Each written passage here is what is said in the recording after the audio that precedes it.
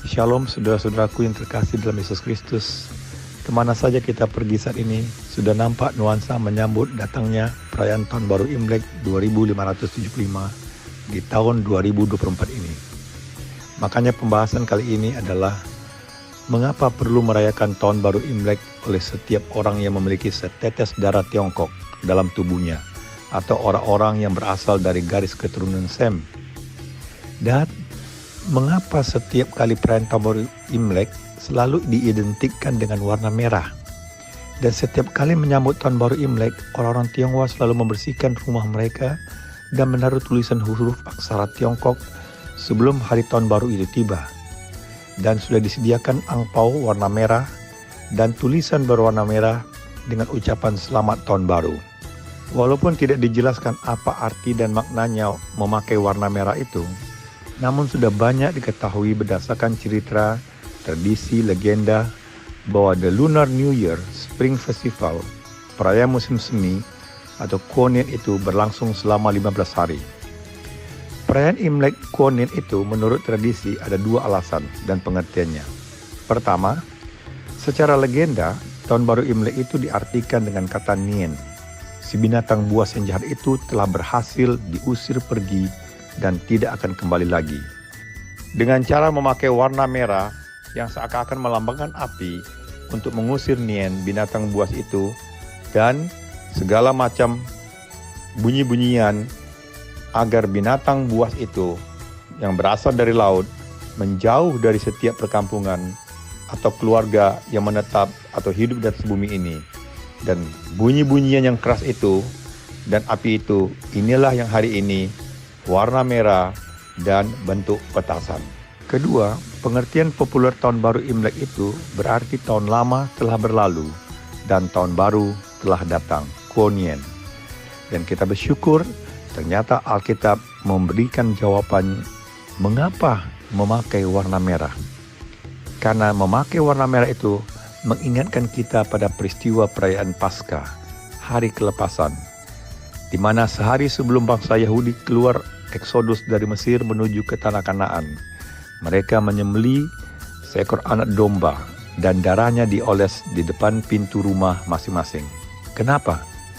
Karena Tuhan sendiri berkata kepada Musa, pada waktu tengah malam, aku akan berjalan dari tengah-tengah Mesir, maka tiap-tiap anak sulung di tanah Mesir akan mati, dari anak sulung Firaun yang duduk di tahtanya, sampai kepada anak sulung budak perempuan yang menghadapi batu kilangan, juga segala anak sulung hewan. Keluaran 11 ayat 5 dan 6. Di sini artinya, ketika malaikat maut yang diutus oleh Tuhan itu lewat dari setiap rumah demi rumah orang-orang yang berdiam di Mesir, tidak ada satupun yang sanggup menghadang malaikat Tuhan itu. Dan itu dikatakan dalam Keluaran 11 ayat 7, di mana termasuk orang Israel sekalipun, atau seekor anjing pun tidak akan berani menggonggong, baik kepada manusia maupun kepada binatang, supaya kamu mengetahui bahwa Tuhan membuat perbedaan antara orang Mesir dan orang Israel. Sehingga tidak ada satupun anak-anak sulung orang Israel yang mati, karena mereka telah memakai tanda olesan darah di depan pintu rumah mereka masing-masing. Makanya sebagai orang Kristen keturunan Tionghoa, setiap kali menyambut Tahun Baru Imlek, atau mereka mengadakan pernikahan bagi anak-anak mereka, sudah menjadi tradisi kebiasaan di depan pintu rumah mereka suka diletakkan kain warna merah atau kertas berisi tulisan berbahagia dengan warna merah sebagai tanda sukacita. Makanya saudaraku yang kekasih dalam Yesus Kristus, sebagai orang Kristen keturunan Tionghoa, kita pun harus demikian dalam menyambut Tahun Baru Imlek ini dengan penuh sukacita, karena kita sekarang ini berada dalam genggaman Juru Selamat kita, Yesus Kristus, yang saudara bisa baca dalam Wahyu pasal 1 ayat 16. Dengan kata lain saudaraku, sebagai orang Kristen keturunan Tionghoa, tidak salah kita merayakan Tahun Baru Imlek, karena tidak bertentangan dengan ajaran Alkitab. Karena prinsip dasarnya adalah hari kelepasan dari ancaman serangan Nian, binatang buas yang jahat. Namun dalam perayaan itu kita juga tidak perlu mengikuti tradisi yang memang dilarang untuk dilakukan atau tidak sesuai dengan ajaran Alkitab.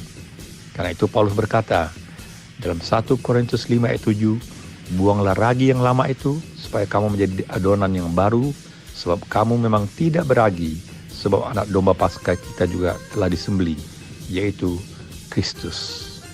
Nah, apa alasan kita perlu merayakan tahun baru Imlek, saudara-saudaraku? Paling sedikit ada 5 berkat dalam merayakan tahun baru Imlek 2024 ini, sesuai dengan ajaran Alkitab, yang disebut tahun baru naga kayu. Pertama, Tuhan akan memberikan umur panjang. Bagaimana caranya? Kalau kita membaca Mazmur 34 ayat 12-13, di situ jelas dikatakan, jaga lidahmu terhadap yang jahat, dan bibirmu terhadap ucapan-ucapan yang menipu. Yang berikut dalam Mazmur 91 ayat 15 dan 16, Tuhan akan menyertai kita, Tuhan akan meluputkan kita dan memuliakan kita, dengan panjang umur akan dikenyangkan kita, dan Dia akan memperlihatkan keselamatan yang berasal daripadanya. Maka itu dalam perayaan tahun baru Imlek ini, kita wajib menghormati ayah dan ibu kita. Efesus 6 ayat 2 dan 3. Kenapa? Supaya kamu berbahagia dan panjang umurmu di bumi. Yang kedua, manfaat merayakan tahun baru Imlek adalah untuk memperoleh kekayaan. Firman Tuhan katakan dalam Amsal 3 ayat 13-16, berbahagialah orang yang mendapatkan hikmat. Apa maksudnya? Selain umur panjang ada di tangan kanannya, di tangan kirinya kekayaan dan kehormatan. Itulah janji Tuhan bagi setiap orang yang menghormati orang tuanya dan takut atau mengasihi akan Tuhan. Amsal 8 ayat 17-21 dikatakan, aku mengasihi orang yang mengasihi aku, dan orang yang tekun mencari aku akan mendapatkan daku. Kekayaan dan kehormatan ada padaku, juga harta yang tetap dan keadilan. Jadi saudaraku yang kekasih, sungguh luar biasa jika saudara membaca Amsal 8 ayat 17 dan 21 ini. Disinilah rahasia kita memperoleh kekayaan takut pada Tuhan dan memiliki umur yang panjang. Bila mana kita mengasihi Tuhan lebih dari segalanya, maka tidak heran Yesus berkata dalam Matius 6 ayat 24, tak seorang pun dapat mengabdi kepada dua Tuhan. Jadi di dalam perayaan menyambut tahun baru Imlek 2024 ini, kita harus lebih setia, lebih mengasihi Tuhan daripada segalanya. Itulah arti dan makna perayaan tahun baru Imlek. Yang ketiga, manfaat yang diperoleh dalam perayaan tahun baru Imlek ini adalah kesehatan. Dalam Yeremia 30:17 disebutkan, sebab aku akan mendatangkan kesembuhan bagimu, aku akan mengobati luka-lukamu. Demikianlah firman Tuhan. Saudaraku yang kekasih, perayaan tahun baru Imlek adalah untuk kita bisa memulihkan kesehatan kita oleh jamahan tangan Tuhan Yesus. Dalam Keluaran 23:25 dikatakan, tetapi kamu harus beribadah kepada Tuhan Allahmu, maka Ia akan memberkati roti makananmu dan air minumanmu, dan aku akan menjauhkan penyakit dari tengah-tengahmu. Inilah janji berkat dalam merayakan tahun baru Imlek ini. Kita melakukan satu resolusi bahwa kita akan lebih taat beribadah kepada Tuhan. Mazmur 73:26, sekalipun dagingku dan hatiku habis lenyap. Ini gambaran penyakit. Tetapi gunung batuku dan bagianku tetaplah Allah selama-lamanya. Artinya pemazmur mengajak kita, setelah menghadapi tahun baru 2024 ini, kita lebih sehat lagi. Yang keempat, manfaat daripada merayakan tahun baru Imlek adalah kita akan memperoleh kebajikan. Di dalam Amsal pasal 31 ayat 25 dikatakan, pakaiannya adalah kekuatan dan kemuliaan. Ia tertawa tentang hari depan. Inilah kebajikan yang berasal dari Tuhan. Kita memiliki suatu pakaian, kekuatan, kemuliaan berasal dari Tuhan. Bagaimana caranya? Dalam Galatia 5 ayat 22-23, kita memiliki buah roh, yaitu kasih, sukacita, damai sejahtera, kesabaran, kemurahan, kebaikan, kesetiaan, kelemah lembutan, dan penguasaan diri. Semoga di tahun baru Imlek 2024 ini, kita benar-benar memiliki kebajikan berasal dari Tuhan, sehingga kita pun tetap tekun melakukan kebajikan sampai Tuhan datang di awan-awan. Jadi saudaraku, terus terang kebajikan itu dapat dilihat, tapi tidak bisa dibagikan. Bagaimana kita mengingat perumpamaan Tuhan Yesus tentang gadis-gadis yang bijaksana dan gadis-gadis yang bodoh dalam Matius pasal 25 ayat 1 dan 13. Maka itu marilah tahun baru Imlek 2024 ini kita jadikan satu momentum untuk supaya ke depan kita lebih setia melakukan kebajikan untuk bukan hanya dapat dilihat, tapi dapat dirasakan oleh orang-orang yang membutuhkan pertolongan. Dan manfaat kelima, merayakan tahun baru Imlek 2024 ini adalah agar kita mati dalam keadaan baik atau berharga di mata Tuhan. Dalam buku Yeremia pasal 29 ayat 11 dikatakan, sebab aku ini mengetahui rancangan-rancangan apa yang ada padaku mengenai kamu. Demikianlah firman Tuhan, yaitu rancangan damai sejahtera dan bukan rancangan kecelakaan, untuk memberikan kepadamu hari depan yang penuh harapan. Dengan kata lain saudaraku, panjang umur dan kematian kita, Tuhan tahu.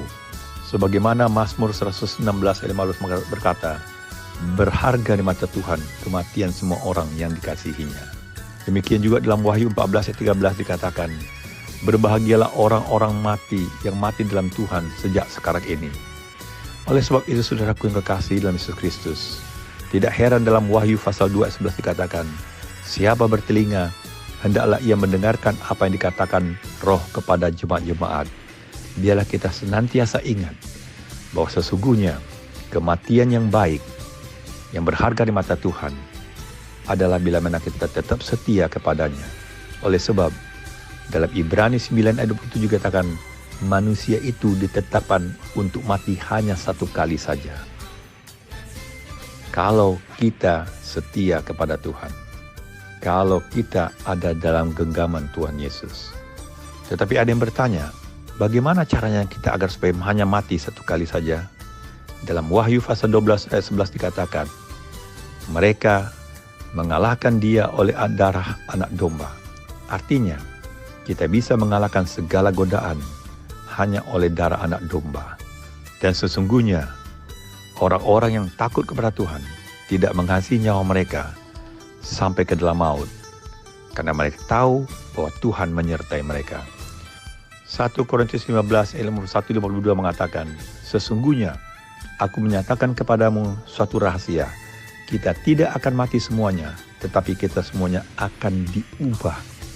Saudaraku, oleh sebab itu kita harus berusaha mendapatkan berkat yang kelima dari merayakan tahun baru Imlek ini. Dan bagi mereka yang sudah mati, dikatakan dalam 1 Tesalonika 4:16, pada waktu tanda diberi, yaitu pada waktu penghulu malaikat berseru dan sangkakala Allah berbunyi, maka Tuhan sendiri akan turun dari sorga, dan mereka yang mati dalam Kristus akan lebih dahulu bangkit. Dengan kata lain, orang yang tidak mati akan diubahkan segera pada waktu Yesus datang kedua kali. Tapi orang yang sudah mati pun akan dibangkitkan pada waktu Yesus datang. Kiranya Tuhan memberkati kita semua. Selamat Tahun Baru Imlek. Kiranya Tuhan menyertai kita semua. Amin.